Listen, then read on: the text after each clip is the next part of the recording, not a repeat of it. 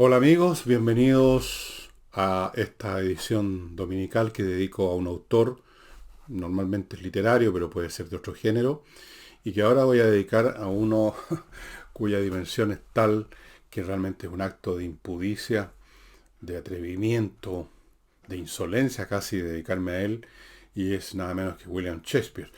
Pero antes de eso, les voy a mencionar otro autor además, antes de entrar en materia, les quiero recordar a ya saben a quién, po, a Ignacio Muñoz, la guagua que requiere atenciones médicas que son de un costo impresionante y por eso que nosotros y otros grupos no somos los únicos están en esta campaña de permitir que se haga que se lleven a cabo esos actos o esos procedimientos de salud que son costosísimos y por esos efectos estamos transfiriéndole dinero al papá, a la familia de Ignacio, en la cuenta que ustedes ven. Se organizó la otra vez un bingo en Curicó. Siempre se están haciendo cosas porque esta es una tarea de largo tiempo. No es un evento como la Teletón, sino que es permanente porque todo el tiempo hay que costear estos elementos de salud tan costosos. Primera cosa.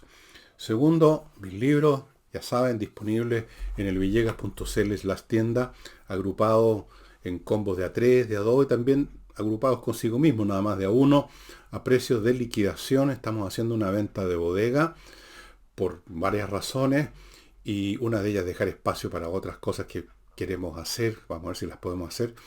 Así que aprovecho la oportunidad. Yo he recibido mail de personas que me dicen que quisieran comprar tal o cual libro, pero no están con dinero en este momento. Hay mucha gente que está bien apretada en estos tiempos, pero ahora quizás sí puedan. Están a precios realmente nada, realmente nada. Eso. Entremos en materia. Yo les digo de antemano que voy a hablar de un poquito de Shakespeare con la única intención de interesarlos en que retomen un autor que muchos creerán que es una vaca sagrada, que es ilegible, que no tiene nada que ver con nosotros, que no, etcétera, etcétera, etcétera. Mi interés simplemente es despertar su interés o reencendérselo, en absoluto entrar en análisis sobre el personaje, sobre su obra. Para eso no estoy en condiciones. Pero antes de hablar de Shakespeare, quiero hablarles de otro libro que sí es totalmente accesible en todos los sentidos de la palabra, que yo he descubierto hace poco el autor y he descubierto sus libros, que son muy pocos. Un historiador que se llama John F. White, que tiene varios libros, pero el que les voy a recomendar ahora es de un tema muy interesante que yo no conocía en absoluto, ni siquiera sabía de la existencia de los elementos que él hace la historia, que son los submarinos que eran usados por los alemanes en la Segunda Guerra Mundial para suplir con combustible a los submarinos de ataque. Los llamaban los The Milk Cows, las vacas lecheras. Yo no sabía que existían esos submarinos especiales. La historia de esos submarinos especiales, vacas lecheras, es súper interesante. Yo ya la estoy viendo. Y es un tema que para mí era completamente desconocido, yo creo que para ustedes también.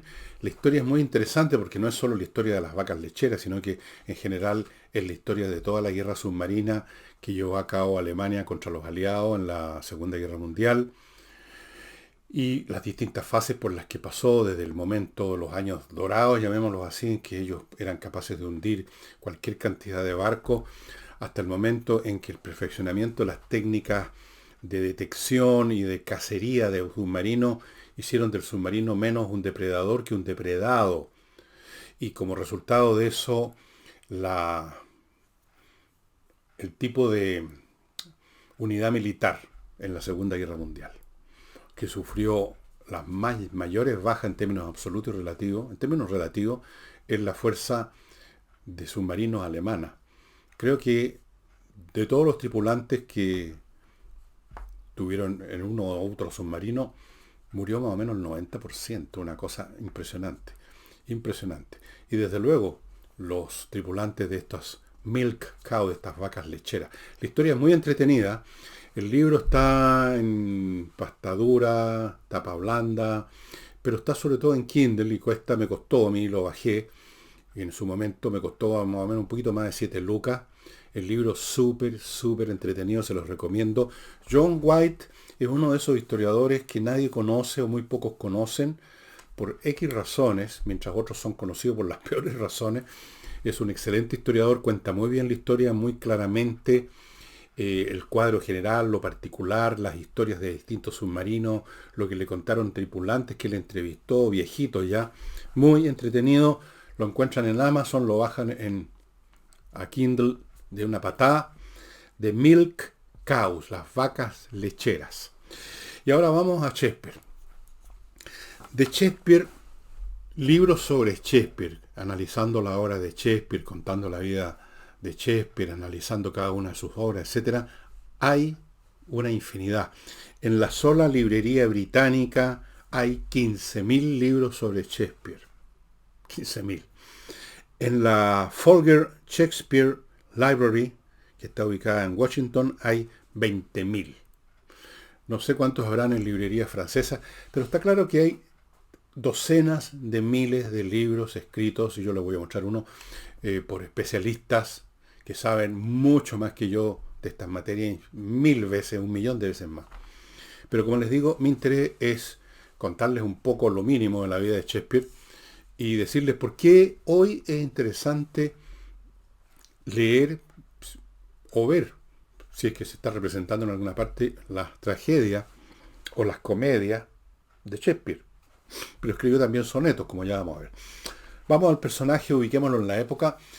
William Shakespeare, que se considera uno de los 2 o 3 más grandes literatos de todos los tiempos y de todas las naciones, nació en el año 1564 en Stratford-upon-Avon, una localidad pequeña, 1564. A los 18 años, no sabemos mucho de su vida como niño, a los 18 años se casó con una mujer de unos 5 o 6 años mayor que él, Anne Hathaway, y con ella tuvo 3 hijos. Hasta ahí nada especial, nada extraordinario, pero está claro que en estos años debe haber tenido lecturas o visto teatros ambulantes, porque se le desarrolló el interés por eso, y la prueba de ello es que cuando se fue a Londres, en un año que no se sabe bien, estas cosas no quedaron registradas, todavía no era famoso Shakespeare, era simplemente alguien que había nacido en Stratford-upon-Avon, y se va a Londres, y quién sabe de él, los papás nomás. No se sabe si el año 1585, o sea, los 19 años, o en 1592, un poco mayor. El hecho es que se metió en una compañía de teatro, se convirtió en actor y empezó eventualmente a escribir él sus propias obras. Se convirtió en accionista, incluso porque empezó a tener mucho éxito, de una compañía de teatro que se llamaba Los Hombres del Rey. Tenía otro nombre al principio, pero terminó llamándose Los Hombres del Rey.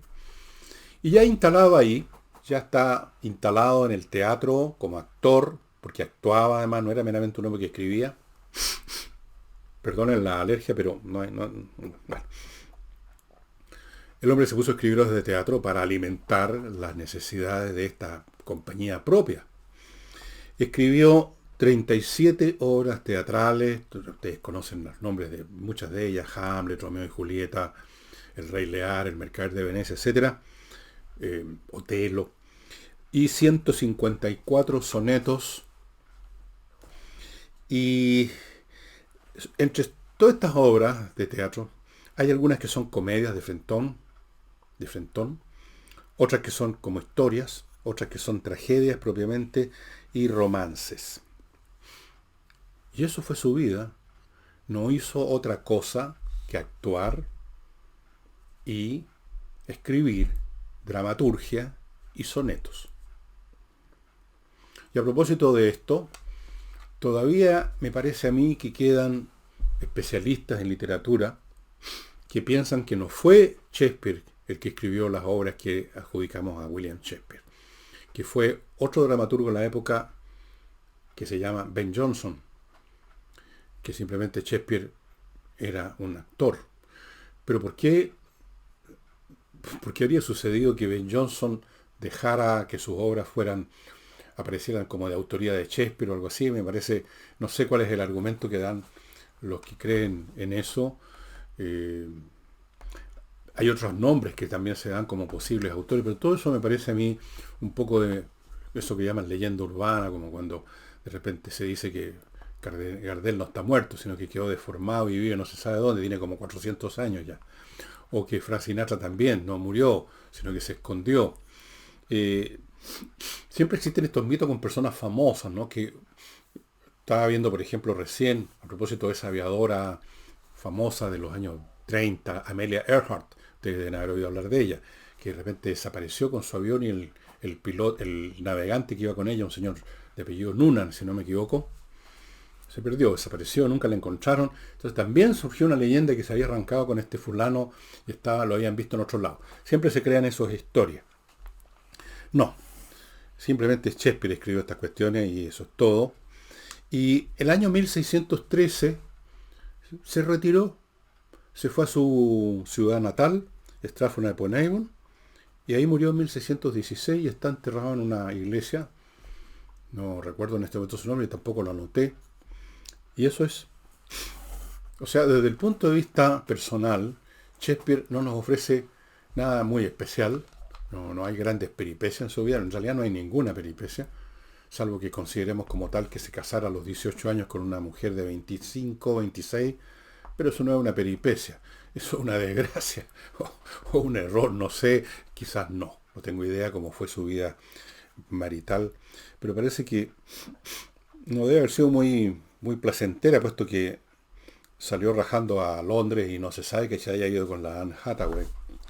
Pero antes de continuar y llegar al meollo de la cuestión, que es el por qué vale la pena hoy, después de tantos siglos, leer a Shakespeare, ver sus obras, por qué, por esa razón, se siguen representando las obras de Shakespeare, por qué se han hecho no sé cuántas películas con algunas de las tragedias de Shakespeare. Antes de eso les quiero recordar un par de cosas de los auspiciadores que tienen el valor, la generosidad de publicitar en este programa dominical que cuenta con muy pocas visitas. Giso, una empresa que entrega un servicio muy interesante. Gestiona por usted el reembolso que le debe el ISAPRE por una atención médica que amerita reembolso de acuerdo a su plan. Eso es un trámite que cuando lo hace uno requiere salir de la casa, ir a la aseguradora, ir a la ISAPRE, hablar con una secretaria, después que esa tiene que volver otro día y otra secretaria hay que contarle la misma historia, papeleo, burocracia, va a recibir su reembolso, pero va a tener que hacer trámite de usted y puede ser latero, puede que usted no tenga tiempo, puede que no quiera ya salir a las calles en estos tiempos. Hay mucha gente como yo que ya no se quiere mover de su casa. Entonces Giso se hace cargo. Ponen un gestor, la misma persona siempre, se lo ponen a usted ahí para que le gestione el reembolso y se acabó. Póngase en contacto con ellos y obtenga el beneficio de ahorrarse tiempo y trámite. Continúo con Oxinova, este sobrecito con un polvo que mezclado con una cantidad de agua, más o menos como 1 litro creo que, se convierte al cabo de un rato en un caldo conformado por bacterias que se encargan de comerse, de destruir, por lo tanto, las bacterias que producen los malos olores. No olviden, los malos olores no se producen solos, los producen las bacterias que se meten a la materia orgánica, la descomponen, o sea, todas las cadenas moleculares de la carne, por ejemplo, que son complejas, las separan, las rompen. Algunas de estas moléculas son gases que ascienden y son fétidos, y algunos de ellos son nocivos para la salud incluso. Bueno, estas bacterias destruyen las bacterias que producen los malos olores, que son las bacterias anaeróbicas. Estas son aeróbicas. Entonces se acabó el problema. No hay descomposición, no hay mal olor. Esta es la manera inteligente de destruir los malos olores. Solo se compra en la dirección de ellos. Solo se compra en oxinova.cl. Y Casona del Valle, amigos, esta es una oportunidad para quien quiera iniciar un negocio muy interesante en estos días, que es la hotelería de boutique, la hotelería donde se recibe a muy pocos pasajeros, 10 o menos, y se les entregan a un precio alto, sin duda. Es generalmente gente con mucha plata la que va a estos hoteles que están situados además en un lugar muy bonito, muy especial. Esta gente no viene a usar el hotel como simplemente una pieza para tener una cama y dormir y ducharse y luego salir a otro lado. Van ahí y se instalan en el hotel y se mueven en los alrededores, en el lugar donde está ubicado. Esa es la hotelería de boutique, la hotelería de esta clase turista. Y la casona del Valle es ideal. Es grande, preciosa, montones de recintos, facilidades, livings, espacios para comer, qué sé yo, y cada pieza, que son 9, tiene baño propio. Y el espacio donde está es de 15 hectáreas de superficie, donde tiene muchas cosas por hacer, muy bonito lugar, a 50 kilómetros de Santiago, es un muy buen negocio. También puede ser posible invertir ahí para convertirlo en casa de reposo, para viejos con plata que quieren estar lejos de la familia y todo lo demás, ir a una casa de reposo, pero una casa de reposo como debe ser, pues a todo cachete. Así es que los interesados pónganse en contacto. Una vez que alguien se ponga en contacto y compre, se acabó la cuestión. No hay más casonas del Valle. Y, ok. Vamos ahora a continuar. Algunos dirán, ¿por qué leer o ir a una obra de este caballero, estas obras de teatro que tienen miles de personajes de los cuales uno no tiene idea? Por ejemplo, les voy a mostrar uno que estoy leyendo en su idioma original, obviamente en esta edición. Las obras completas, tienen un libro guatón, que fue publicado por una librería norteamericana, Barnes and Noble. Y aquí estoy leyendo, ahora ya leí Enrique VI. Y ustedes dirán, ¿por qué voy a leer o preocuparme de una obra donde hay, por ejemplo, como 500 personajes de los cuales no sé nada? Aquí les leo algunos de los personajes de esta obra.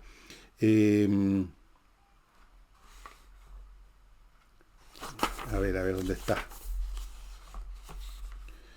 El rey Enrique VI, el duque de Gloucester, el duque de Bedford, Tomás Beaufort, duque de Exeter y tío abuelo del rey, Henry Beaufort, nieto del rey, arzobispo de Winchester, etc. John Beaufort, Earl of Somerset, es un título nobiliario ese. Richard Plantagenet, hijo de Ricardo, el Earl de Warwick, el Earl de Salisbury, el Earl de Suffolk, Lord Talbot, John Talbot, Edmund Mortimer, Sir John, y así, continúo. Entonces ustedes dirán, ¿y qué es esto? Es ahí el punto. Da lo mismo, amigos míos, créanme, da lo mismo esos personajes. Da lo mismo que tengan que ver con intrigas o historias históricas en su raíz, aunque luego, por supuesto, cambiadas por Shakespeare, de la historia de Inglaterra del siglo XVI, XVII, XIV, XV, lo que sea, donde ubica la acción Shakespeare. ¿Qué importa esta cantidad de personajes? No, da lo mismo. Lo que interesa en Shakespeare, lo que todavía capta, son varias cosas. Primero, los personajes. Los personajes, no digo que todos, y no digo que en todas las obras, sería eso una exageración, pero con Shakespeare emerge algo que no existía en el teatro, por lo menos en el teatro occidental.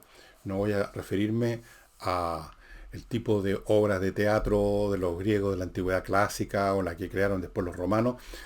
En la Europa, en Occidente, en tiempos relativamente modernos, a la época de Shakespeare y antes, no existían personajes humanos propiamente tales, personas que uno dice, este es un ser humano que en un momento siente de tal forma, en otro momento cambia su pensamiento, es contradictorio, nada.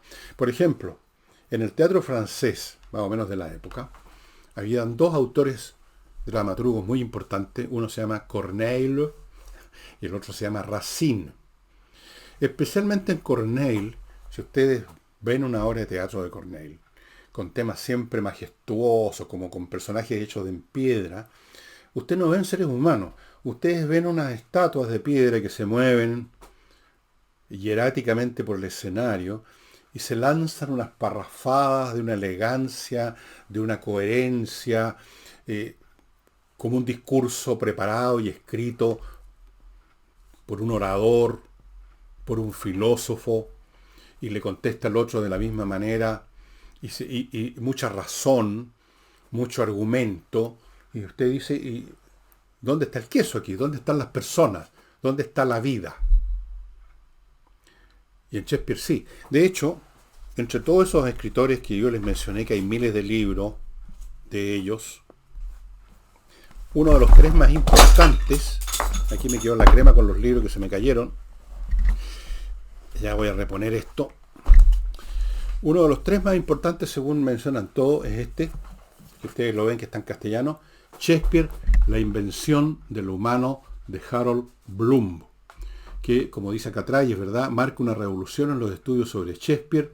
Es un lúcido análisis de la obra de quien, como afirma Bloom, nos creó tal cual somos, desde el ingenio de Falstaff, un personaje de una obra, a la sublime inteligencia de Hamlet, el aterrador infierno de Macbeth, la agudeza malévola de Iago, esa es en Otelo, etc.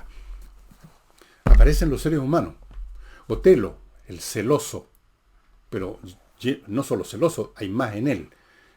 Hamlet, el introvertido, dubitativo y vengativo, que termina matando al que fue el asesino de su padre.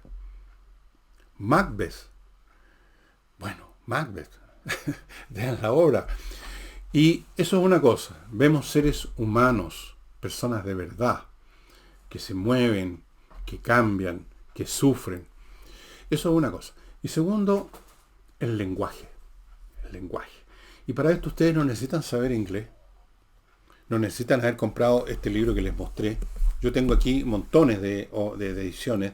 Hay algunas muy interesantes como esta, que fue editada por la revista de Occidente, donde en el lado izquierdo está el texto en inglés y el lado derecho está en castellano. Y aunque la traducción, por supuesto, siempre es, toda traducción es al mismo tiempo una traición, como dicen los italianos, traduttore, traditore, traductor, traidor. Aún así aparecen esos relámpagos poéticos y de profundidad de Shakespeare que son extraordinarios. Entonces, cuando uno está leyendo una obra de Shakespeare, cualquiera de ellas, y de repente hasta puede uno perder el hilo. ¿Quién era este duque de no sé dónde? ¿Quién es este Earl? ¿Qué es lo que había hecho? Y de repente uno vuelve atrás. Pero de pronto saltan estas frases, estas líneas increíbles, profundas, conmovedoras. Por ejemplo, hay una famosa que está en Macbeth precisamente, acto 5, escena 5 de Macbeth. Macbeth ha pasado por todas las consecuencias de lo que ha hecho y dice, mirándose a sí mismo y mirando a los demás, esta apabullante tirada que les voy a leer. Dice, la vida no es más que una sombra ambulante, un pobre actor que se apavonea y agita durante su hora en el escenario y luego ya no se le oye más. Es una historia contada por un idiota, llena de sonido y furia y que no significa nada. Aterrador, porque es cierto. Y usted por supuesto recordará, porque es casi ya un estándar, un cliché, esto de Hamlet cuando dice, cuando descubre, se desentierran los huesos de Yorick, que había sido un bufón de la corte de su padre, y empieza con el to be or not to be, that is the question. Ser o no ser. Esa es la alternativa, no la pregunta. Esa es la alternativa. Y luego sigue una tremendo, porque la cosa no termina ahí, una tremenda parrafada de Hamlet, donde se dice, entre otras cosas, que morir sea tal vez como soñar, y en los sueños puede ser la cosa tan dramática y terrible como todos sabemos, como la vida. Uno está cambiando una forma de vida por otra solamente.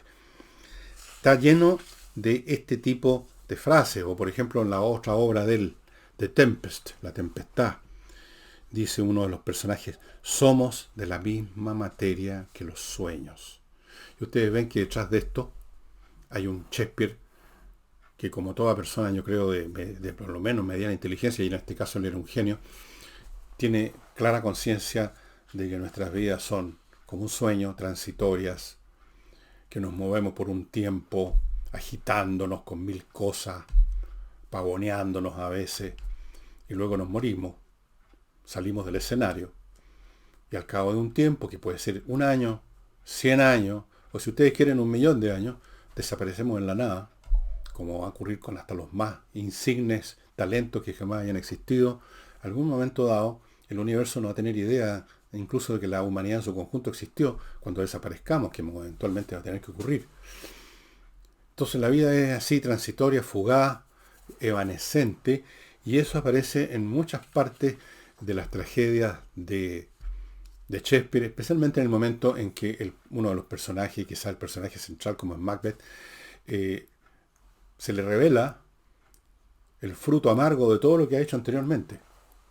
Y se le revela, por lo tanto, cosa que se revela solo en los fracasos, nunca en los éxitos, que se revela en la tragedia, nunca en la comedia, que muchas de las cosas que se hacen, que se buscan, que se ambicionan, que se persiguen a veces a costa de los demás o a costa de uno mismo, no tienen valor ninguno. Entonces, uno en cualquier momento en la obra de Shakespeare se va topando con este tipo de cosas, y eso es lo que vale la pena. Una obra en cualquier parte. Y va a dar, aquí fui a dar a una cosa que se llama Trabajos de Amor Perdido. Se encuentra con cosas que valen la pena. Y claro, no todos son frases así tremendas, porque es una obra donde hay personajes que están hablando y haciendo cosas más naturales. Pero en fin, vale la pena. Vale la pena. Desde el punto de vista del argumento mismo, ustedes conocerán, porque han habido películas, Romeo y Julieta, Hamlet. Ustedes pueden interesarse tanto o no.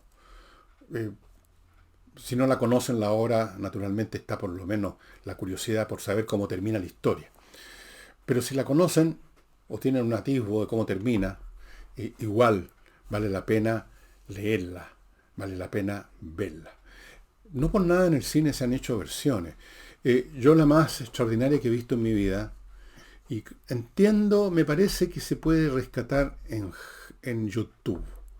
Es una versión hecha por los rusos en los años 60, que yo vi en la época en que pasaban festivales de cine de Rusia, de Checoslovaquia, Polonia, qué sé yo.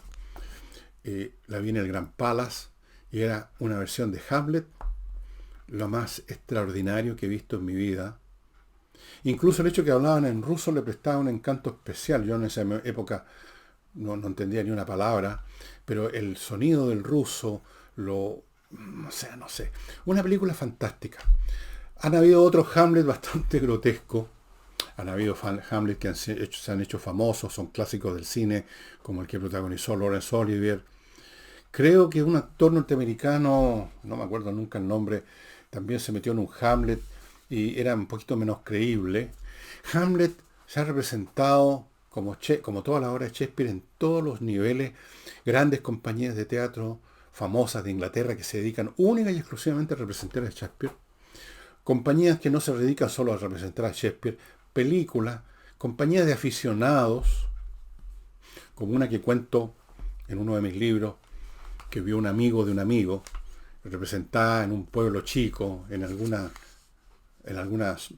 repúblicas latinoamericanas, por actores aficionados, y que decía que no era creíble ver entrar a Hamlet así con un chico, un enano con bigotazo, muy mexicano, y medio morenazo y arrastrando una espada de cartón, decía era poco creíble.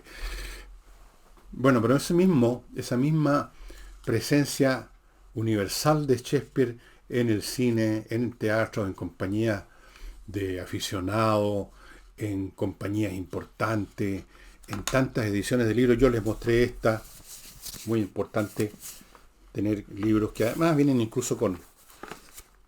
Yo no sé si estará disponible esta colección de libros de Revista de Occidente Madrid, Universidad de Puerto Rico. Yo no sé si se puede encontrar. Tengo esta, que probablemente sí la pueden encontrar, las obras completas. Esto sí que está en inglés, no hay ninguna traducción. Así que hay que saber inglés realmente porque el inglés acá, aunque está un poquito modernizado, igual sigue teniendo las mecánicas semánticas del inglés del siglo XVII, no es fácil. Luego tengo acá versiones en castellano, aquí les muestro un ejemplar de la editorial El Ateneo, en castellano, traducción, teatro completo, y aquí otra, también del Ateneo, pero en otra de 8 años, también son los clásicos inolvidables. Con eso nos están diciendo que no son todos los que están en la colección. Amigos, no se van a desencantar, no se van a aburrir, no van a sentir que están leyendo algo que no les interesa, no les sirve. Y antes de irme, les recuerdo a Climo, que está esperando su visita para que usted disponga este verano de una climatización que le permita resistir lo que aparentemente se nos va a venir encima, como ocurrió en el hemisferio norte, unas temperaturas brutales. Y vuelvo a Shakespeare. No va a tener ninguna dificultad en encontrar sus libros. Si usted se atreve con el inglés del siglo XVII, ok, va a encontrar en todas las librerías online. Puede encontrar en inglés un poco más puesto al día. Perfecto, estupendo. En castellano, en francés, está en todos los idiomas. Así que no hay ningún problema. ¿Cuál les recomiendo yo las obras? ¿Quién soy yo para recomendar obras de Shakespeare? No me voy a meter en ese terreno. Las obras más conocidas son por algún motivo las más conocidas. El Mercader de Venecia, Macbeth, Ricardo III, Hamlet, El Rey Lear. El Rey Lear es tremendo, tremendo. La tempestad o la tormenta. Die Sturm en alemán. The Torment en inglés. L'Orage, como algo así en francés. En todos los idiomas está la misma tormenta, el mismo orage, la misma tempestad. El mismo Shakespeare, amigos, esperándolos con su verso maravilloso, con sus pensamientos profundos como este que voy a repetirles una vez más, que nunca lo he podido olvidar desde que lo leí por primera vez cuando era nene. La vida no es más que una sombra ambulante, un pobre actor que se pavonea y agita durante su hora en el escenario y luego ya no se le oye más. Es una historia contada por un idiota, llena de ruido y furia y que no significa nada. Eso es. Y bueno, y eso sería todo, amigos. Muchas gracias por su atención. No olviden, Shakespeare. Chao, nos vemos.